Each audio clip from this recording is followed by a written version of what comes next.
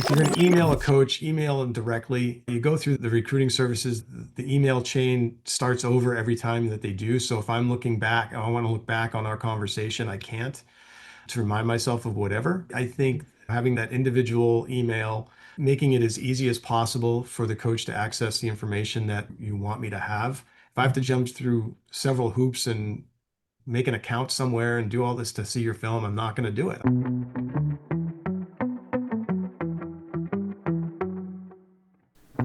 Welcome back to Significant Recruiting. I'm Coach Matt Rogers. Before we jump into today's episode, I want to say a huge thank you.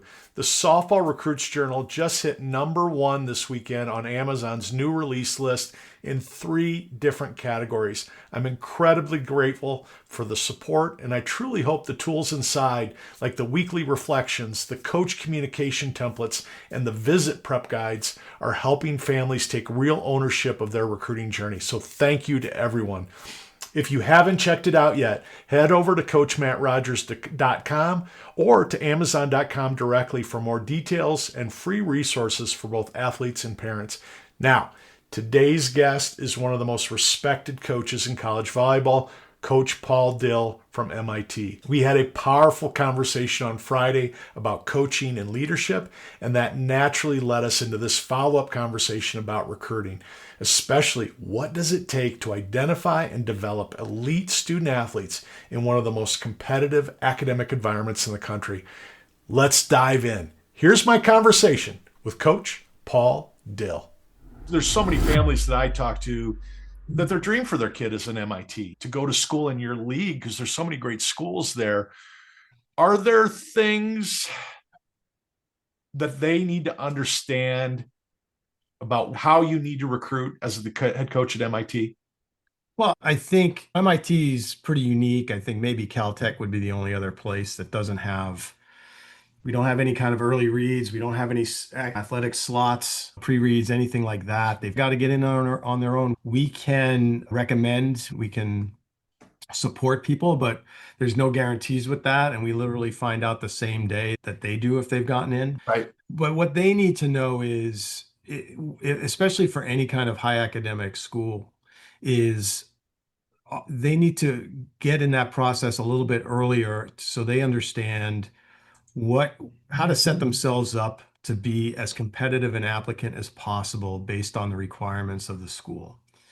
For us, if they're not taking the right classes and don't have the right classes by the time they graduate, there's nothing we can do for them. They're just not going to get in. They're not going to be a competitive applicant. So setting themselves up to be taking the right kind of math and science classes, in our case, in other schools, it might be other classes, and what kind of grades are going to be required in those classes to be a competitive applicant is information that they kind of need to know as early as possible in the process. Because kids come to me a little bit later in the process and it's too late. They haven't taken the right classes, or they've had a couple of lower grades that's just not gonna, it's just not gonna cut it for the 4% admit rate that MIT has. Understanding whatever schools you might be interested in, especially the high academic ones, is what is it that I need to do to set myself up to be a competitive applicant, whether it's the classes you're taking, the grades that you have, the test scores that you need, and then setting yourself up to do those things. Okay. Well, we'll use my daughter as a hypothetical. We come to visit. We set up a visit with you after her junior year, and we asked, Coach, what's more important to get into MIT? Is it honors? Is it AP? Is it IB? Where do we need to be? What kind of classes do we need to be taking? Right. And the Right. level and just to have a shot at getting in. What's the answer to that? Yeah, so for MIT, the admissions process is about they want to find a good fit for MIT. And what makes a good fit for MIT? What kind of kid is an MIT kid? Well, a kid that's an MIT kid wants to be taking the highest level math and science classes they can possibly take at their school, right? Does it matter if it's AP, if it's calculus? It matters. Yeah. Okay. Because what MIT will see is, okay, these are the classes that this person has taken. Here are the classes that the school offers. Now, if there are more advanced classes that the school offers that the kid has not taken, then their feeling is, well, this person doesn't want to challenge themselves. They're not challenging themselves enough. And so a kid that takes Calc BC, let's say they're on a really early track and they take Calc BC as a junior, and then they're signed up to take AP stats as a senior. That's a red flag at a place like MIT because their thinking would be, well, this kid should be taking multivariable calculus or linear algebra or something more advanced. And if they can't take it at their school, maybe they should try to take it at a community college or something like that. Just that's how competitive it is to get in and what you're facing as far as what everybody else has. Now, if your school doesn't offer Calc BC and the farthest you can go is Calc AB, then MIT takes that into consideration for sure. But Okay. it's about what are the highest level of classes the school offers, and are you taking them? And are you challenging yourself? And are you getting A's in those classes? Yeah, because Yeah, I go back to how I grew up. I grew up in a farm community with right, 2,000 people, and we didn't have AP. We didn't have right, International Baccalaureate. We didn't right. even It's have, all, yeah, it's all about what the school offers. And yeah. are you taking the highest level that your school offers? But I love the advice of, hey, your school has a limit, but you really want this and you're going to challenge yourself. Is there a local junior college that offers this level of physics or this level Right, of calculus? right. So you can show, yeah, I'm pushing myself to the next level. That's important, Yeah, right? Okay. no, for sure. All right. I go round and round with families on this. And I never try and tell a family what to do, but I try and give them the options. MIT is very much on the furthest end of the spectrum here in terms of the places they can get into. Does MIT admissions look at that cumulative GPA or the weighted GPA? And if that weighted GPA is a 4.1 and it could be a 4.5, can that negatively affect their admissions? I think it can potentially. I think it's not too much about the weighted so much. I think it's about the grades that they're getting in those classes overall, and again, are they challenging themselves? I Right. think that's kind of the biggest thing. Okay. Yeah. That's kind of the way I preach it. If you're taking the highest level class you can and you're getting an A where you don't need that extra bump, maybe you got a B plus and that B plus got you to an A with the weighted, Right. that can sometimes work against you, I would imagine. Yeah, a little bit. Yeah, All right. Let's talk about ACT, SAT. sure. I preach to parents they should be taking both because of the learning style in both. Let your Right. kid figure out the learning style they have. Take both, whichever one they really feel most comfortable with.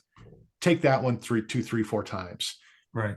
Is that a good piece of advice for a kid that's looking to get an MIT or Caltech or a school like that? All right. Yeah, I think taking it a little bit early, so you got to get a sense of where you are with it, and so you Yes. know what you need to kind of work on a little bit. Sophomore year, freshman year. Not freshman. I think freshman year is too early. You're just not going to be prepared, especially math wise, because you just haven't seen the stuff yet. I think taking it after sophomore year, I think is pretty big. So you get a sense of where you are and then what you need to work on so that when you're taking it during your junior year, you're better prepared. I think that's key. I think taking both is a good idea to see again which is going to be better for you, and I'd say don't automatically submit any scores anywhere. Just have the scores and then you can submit them if you want later. You can submit your best score later, Right, your super exactly. score later, right? Yeah, exactly. You can super score and yeah, exactly. But if you maybe don't test as well on one, let's say, but you test a lot better on the other, then you might not want to submit that first one at all and Yeah. just go with the ACT because that was better, or the SAT if that one was better. And Uh, your school will take which yeah, either test. yeah, it takes either test, and there's certain kind of scores they're looking for based on, especially the math piece is, and that's kind of the indicator to them of, oh, this person will be able to handle the rigors of the curriculum. The rigors in the curriculum that they're going to see math wise. Yeah. Scoring lower than that, they probably won't do well at MIT. Yeah. Yeah. All right, let's get into volleyball because I know this is where you live. My former assistants still make fun of me because I had a board, everything was color coded. 4 years out, we were looking at freshmen when Mhm. they were moving the board and to Mhm. sophomore and junior. At what age will you start looking at a kid and put them on a list if you see them? I'm going into sophomore year, really. Like Okay. there's some kids that reach out before that, and they're on our list. We have them, but we're not kind of looking at them too much yet. I think sophomores, we want to start the conversation with sophomores about the academic side of things, about, hey, this is what you need to do to set yourself up, Right. to be competitive, and then kind of keep our eye on them athletically and see how they develop. Yeah. And if they're going to be someone that can help us, then hopefully we've given them all the information and they set themselves up academically then to be a strong candidate. So I think it's that sophomore year, and then really the junior year is kind of critical as far as their grades and everything else, and then and seeing where they're developing athletically. And I imagine you're asking about test scores junior year too. Have you taken the ACST? Yeah, Do you yeah. have an early score? Yeah, Yeah, we got to something get, that we yeah, can. we're interested to see, like, if we want to get there, the, we're, as soon as we start talking to them, we're saying, get us your transcript, whenever that is. And then, okay, every semester afterwards, give us your latest transcript, give us your latest transcript. Because if somewhere along the lines, they come back with a transcript that the grades are really low, it's just, we can start to say, okay, this is probably not going to be a good fit Yeah, and realize that earlier in the process. But if they're keeping their grades up and they're taking the right classes, then we're going to be on the right track for sure. yeah. And then obviously the athletic piece, seeing them play and seeing them at these high academic camps or seeing them at tournaments and getting film on them is critical in the process, or that to see how they're developing so that when it comes time for us to make a final decision on who we want to support, who we think is going to be a good fit, we have as much information as possible. It drives me crazy when I'm talking to a family and or I'm speaking somewhere and a family will go, our coach told us they would take care of it. Our club coach said they're going to take care of our recruiting. Our high school coach says we don't need to start this till the end of junior, early senior year. And I want to pull my hair out because I want families to understand how important it is to build a relationship with some college coaches as sophomores, as Yeah. juniors, because now somebody that really understands recruiting, really understands how hard it is to get in the door, can coach you a little bit and Yeah. guide you a little bit. Do Yeah. you appreciate that when you get to get your hands on a really good kid as a sophomore to help them coach through the next 2 years? Yeah, I think that's critical. I think that's critical. And that's because they need to take ownership of their own journey, so to speak, because the parents really can't do it for them. I mean, they can help, obviously, but they need to take ownership of it a little bit. And they need to make sure that they are communicating with coaches and figuring out what that coach is looking for and how much they want to communicate with them and what they need to see from them and all of that. I think that that's really critical and That's establishing those because I'm going to recruit kids ultimately at the end of the day that I want to hang around with. Like I'm not, they're people that I see and I'm like, okay, that's not someone that's going to fit in for me. I don't necessarily want to coach that kid based on their behavior or how they're carrying themselves or whatever it is or their right. attitude. So I want to be ultimately around people that I think are really fun. So sometimes somebody that I establish a relationship with early and I click with and think is really funny and great and fun to coach because I've coached them at a camp or whatever, they might be a little less athletically than somebody else, but because of that relationship, I just want to coach that kid, and so I'm gonna pursue that. Yeah, you're going to help them everywhere you can to help them Yeah, get sure. prepared to get through that admissions process, but also help them be prepared if they want to come play for you Yeah, and exactly. start building that relationship early. I love that. Exactly. All right, I'm going to ask you a question. And I know your admissions director and your financial aid director are probably going to be holding their breath to hear what your answer is because I know how this works. And I know better to ask it, but I'm going to ask it anyways because I know 1,000 families would ask me to ask it. Or what are the bare bones for me to get in the door? What's that ACT SAT score? What's that GPA? Yeah. What where does my chance begin and end to get into MIT? Yeah. And I I and I know it's a hard answer. I know there's not that concrete answer. yeah, there's no What is exact formula, right? There yeah, isn't. There isn't. But here's what they're looking for, right? They're looking for people in the top 5% of their class academically. They're looking for people that are taking the most rigorous classes they can take in math and science, getting A's in those classes from ninth grade on, basically. And then are they challenging themselves with those classes? So having an advanced math like multivariable calculus or linear algebra is always going to be a help. Or, oh, this kid took physics as a freshman, but oh wait, they're taking AP Physics C as a senior. That's a big help. So things like that they're looking for. And then scoring wise, the 780 math and 35 math is what they're looking for. And can be maybe a little lower than that, but everything else has to be through the roof. And then that gets you in the conversation though. Like that's just part of it. That gets you in the conversation of, okay, this person will be able to handle what they're going to see here and they're going to be okay. Now we want to bring in the most cool, creative, diverse, interesting people that are going to make this a great campus community in general. And that's why here, anyway, they do like athletes because A, athletes do better than everybody else because they're already used to that lifestyle, right? They're being pulled in 10 different directions at once in high school and still excelling academically. So they know that they can handle that when they're in college because that's what college is. And then athletes get involved in campus community life. So they like athletes in the process. So that will be a little bit of a help. Those are the bare bones of it. But there's just no exact formula for it, Let's unfortunately. say I have all that and I get a 1300 SAT. 1300. Yeah, no. Okay. You got, like I said, that's 780 and then that 700 plus on the verbal. That's what they're looking for. 1400 minimum, No, I'd say 1480 minimum. 1480 minimum, 740, 740, 700, 780. 700, 780 math has got to be higher. Yeah, math's got to be around 780. Any Should lower I than be that? should I be talking to you if I want to major in English?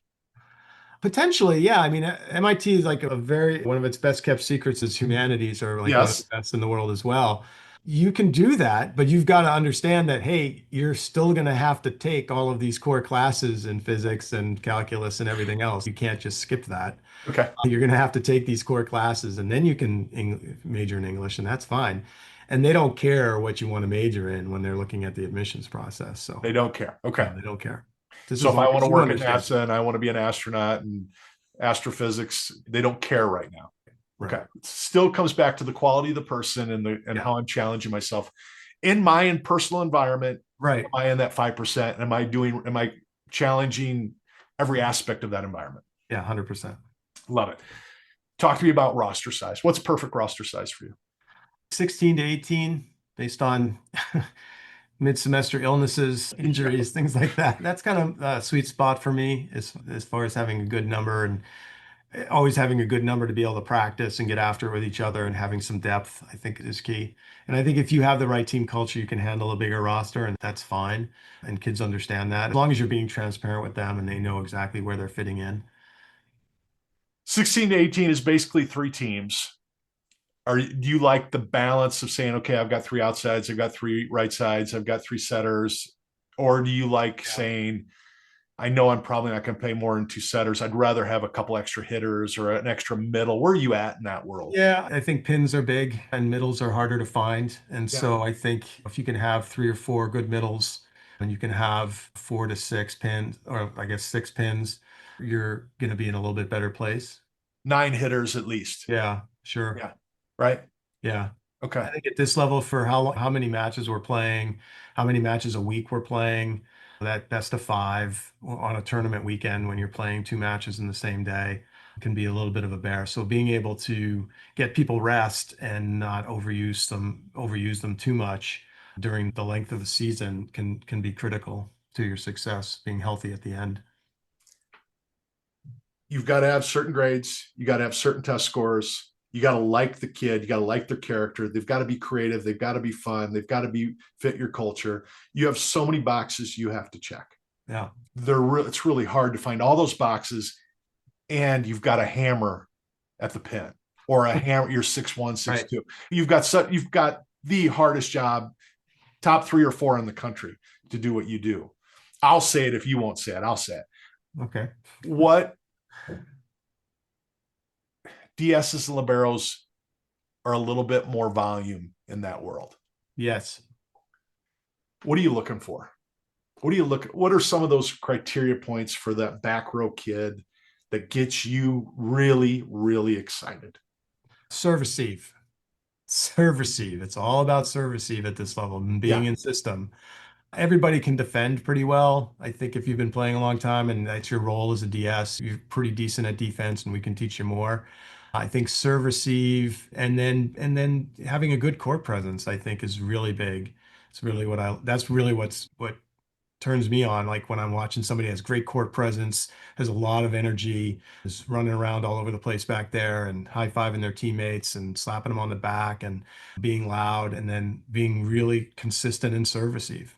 I think that's really big. So if somebody sends me film and they're passing at the 10-foot line, consistently. I'm like, well, if they're passing there, if they can't handle the serves of a 16, 17-year-old, 18-year-old, they're not going to handle the serves of a 21, 22-year-old at our level. So it's like They're service. not putting it at the net. Right. Yeah. They're not yeah, it's got to, that service receive is the biggest thing for me. Just a quick technical point of perspective. What's the footwork look like? Are you looking for calm feet? Are you looking for settling? Are you looking for a kid that their shoulders are calm? What's some of those things that get you excited about that serve receive? I think it's like the a calm and early platform. I Yeah. think that's the biggest thing for me. Nice, steady, calm, but early platform and just that nice, smooth movement that's just nice and level, Okay. and reads well. I love it. I want to play for you. I'm 16 years old. I want to play for you. I'm doing all the right things. How do you want me to reach out to you to say, Coach, I want to play for MIT. I want to play for you. Yeah, I think it just starts with an introductory email, right? And making it easy. There's so many recruiting services and everything else out there, and kids are going through recruiting services. And then if you're going to email a coach, email them directly. You go through the recruiting services, the email chain starts over every time that they do. So if I'm looking back, I want to look back on our conversation, I can't, to remind myself of whatever. I think having that individual email, I think making it as easy as possible for the coach to access the information that you want me to have. If I have to jump through several hoops and make an account somewhere and do all this to see your film, I'm not going to do it. We don't have that kind of time. Yeah. So I think a YouTube channel is great. You can just upload it, you have it, and you can take ownership of it and say, hey, I have new highlights from this tournament and here's the link. And then I can just hit on that. So I think having some highlights and having some academic information, what year you are, what position you play, I think is that get you want to make it so that we want to see you play live if we can and continue that conversation. And transcripts. Well, yeah, the academic side is big for us. Yes, obviously. Yes, the transcript is key because that's the next thing I'm going to ask for anyway, Yeah. and what classes you're taking and things like that. Yeah. And then as obvious as it may seem, like when a coach emails you, read the email carefully and give them the information they're asking for. It's amazing how many times I'll send an email and I'll say, please send me this and this.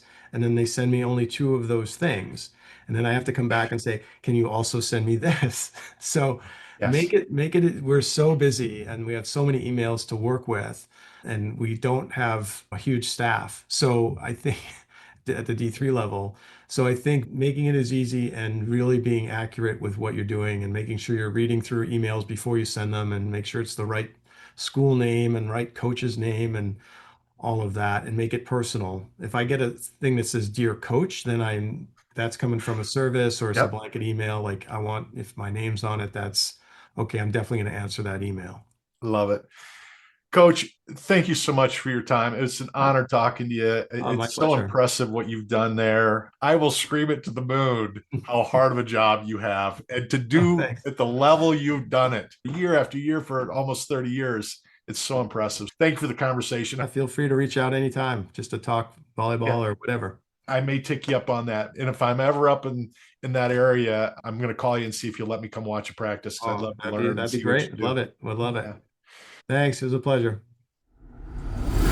Thanks again to Coach Paul Dill for sharing his insight and experience, his perspective on recruiting student athletes who lead with both intellect and integrity is something every family should hear. If you haven't yet, be sure to check out Significant Recruiting, the playbook for prospective college athletes, and the Softball Recruits Journal, both available now on Amazon. And if you're looking for more personalized guidance, you can schedule a free coaching or recruiting session with me at CoachMattRogers.com. As always, keep showing up with purpose, lead with integrity, and pursue significance over status. We'll see you next time.